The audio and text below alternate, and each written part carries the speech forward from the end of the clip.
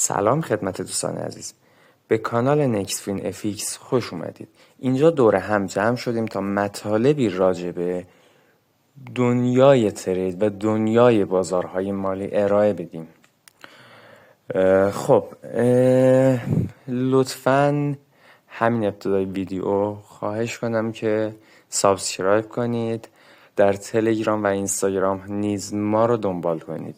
ما چند روز در هفته قصدمون اینه که مطالبی رو برای ترید و یادگیری و آموزش قرار بدیم تا شما ازش استفاده ببرید. خب همین ابتدای ویدیو بگم که قرار نیست هیچ سیگنالی داده بشه و صرفاً تأکید ما بر آموزش خواهد بود و هیچ وقت دنبال سیگنال گیری نباشید، چرا که سیگنال صرفاً یک دیدگاه شخصیه و امکان ضرر و سود همیشه همراهش هست و ریسک داره. بنابراین اگر خدای نکرده ضرر کنید، بنابر تجربه شخصی خودم میگم، سالها در یک کانال های سیگنال پولی و رایگان بودم و سیگنال هایی که گرفتم درست سود به همراه داشته، اما ضرری که کردم رو نتونسته جبران کنه و سپس رفتم دنبال یادگیری و آموزش.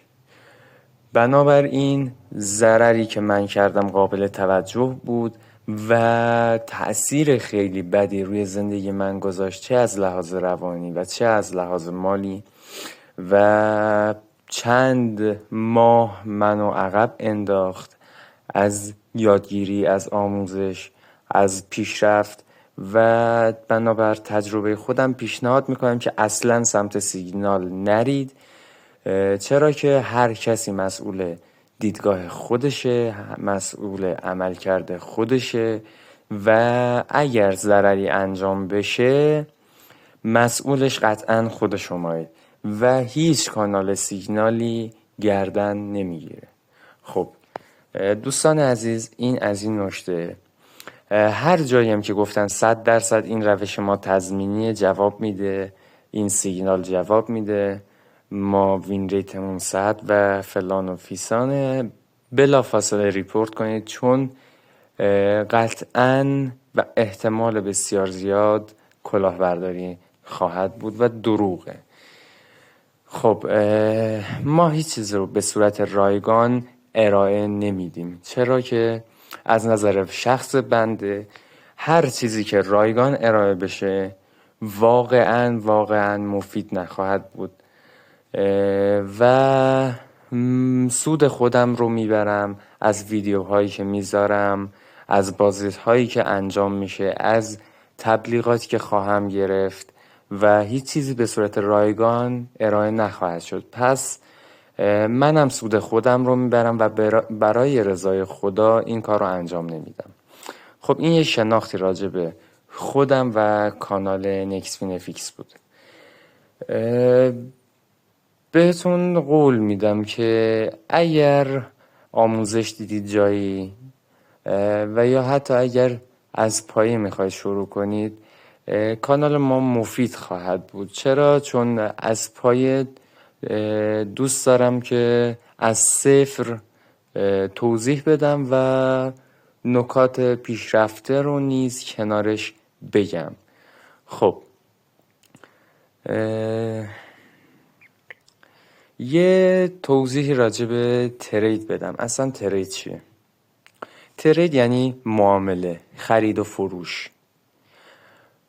آقا میری ملک میخری، میری طلا میخری، دلار میخری، ماشین میخری، زمین میخری، میگی تا سال بعد، تا چند سال بعد امکان داره که 2 برابر بشه، 3 برابر بشه، یه مقدار سودی رو داشته باشه. خب همیشه احتمال ضرر هست، یه وقتایی هم به بد بازاری میخوری و قیمت افت میکنه و ضرر میکنی. همیشه این احتمال وجود داره و اما براتون عرض کنم که توی دنیای معاملات ریسک همیشه وجود داره، ولی بذارید اینو براتون بگم که وقتی خونه میخرید، ماشین میخرید، شما به سرمایه مقدار سرمایه قابل مشخصی نیاز دارید. به زمان و مکان مشخصی نیاز دارید. ساعت 2 شب هیچ وقت هیچ صرافی و هیچ طلافروشی، هیچ املاکی باز نیست که بخواید برید معامله انجام بدید. و ساعت کاری مشخصی دارن، تایم کاری مشخصی وجود داره. تو در هر جایی نمیتونی معامله انجام بدی. مثلا توی شهر باید بگردی تا یه املاکی پیدا کنی و یه خونه معامله انجام بدی. آیا مد نظرت باشه، آیا نباشه؟ و یکم کار سخته. اما توی ترید و دنیای بازارهای مالی اینجوری نیست. ما با مقدار سرمایه کم، حتی 1,000,000 تومان هم میتونیم معامله انجام بدیم. ساعت 2 نصف شب هم میتونیم معامله انجام بدیم. اما نکات راجع به زمان ترید و باز شدن بازارها بعداً اعلام میشه در ویدیوهای بعدی. چرا که هر زمانی نباید ترید انجام داد، چون دد تایم وجود داره و ممکنه که در اون تایم هیچ چیزی سر جای خودش نباشه و معاملات به خوبی پیش نره. برای همین نکات منطبق با زمان ترید بعداً اعلام خواهد شد. خب اما ما دسترسی های لازم برای ترید فقط مقداری سرمایه، یک بروکر، یک صرافی آنلاین و اینترنت و همین. در هر زمانی، در هر مکانی، در هر جایی و در هر شرایطی میتونی ترید انجام بدی با هر مقدار سرمایه‌ای که داشته باشی. 1,000,000، 10,000,000، 100,000,000 و الی ماشاءالله. و هیچ ربطی به سرمایه نداره. خب این نکته ای راجع به ترید بگم که ترید هیچ وقت قمار نیست. هر چیزی باید با اصول و علم خودش پیش بره. ترید، سرمایه گذاری نیاز به علم و دانش داره. اگر تو خارج از دانش، خارج از اصول، خارج از قوانین بازی کنی، قطعاً یه بازنده خواهی بود. بنابراین از دید مردم و عوام که ضرر کردن و یا حتی پا به دنیای ترید و بازارهای معاملات و سرمایه گذاری نگذاشتن، احتمالاً به دید قمار نگاه میکنن. اما اینطور نیست. اگر تو پشت دست کسی بازی کنی، برای مثال کانال های سیگنال، برای مثال کپی تریدینگ، بدون شناخت صاحب این اکانت، تو واقعا داری قمار میکنی. چرا؟ چون هیچ آگاهی راجع به نحوه ترید اون نداری و امکان باخت بسیار سنگین وجود داره. برای همین وقتی خودت اصولش رو بلد باشی، روش های معامله رو بلد باشی و بتونی معامله کنی، قطعاً برات شیرین تر خواهد بود و استرس کمتری خواهی داشت. خب ما سرمایه گذاری اینطوری تعریف شده که یه چیزی میخری، میذاری کنار، چند وقت بعد، صباحی بعد سودت رو از این کالا، از فروش کالا میگیری. خب اما این نیازمند پروسه طولانی تریه. یعنی مثلا برای مثال اگر امروز ملک خریدی، زمینی خریدی، میذاری کنار تا سالهای بعد، شاید سال بعد، شاید در 10 سال آینده و یا 20 سال آینده جای پیشرفت داشت و قیمت خوبی به همراه داشت و یه سود کلونی ازش بردی. اما خب باید در نظر گرفت که سرمایه گذاری امکان کوتاه کردن زمان رو نداره و اینکه هر زمان نمیتونی بفروشی، هر زمانی که یه وقت پول نیاز داری نمیتونی واقعا بفروشی.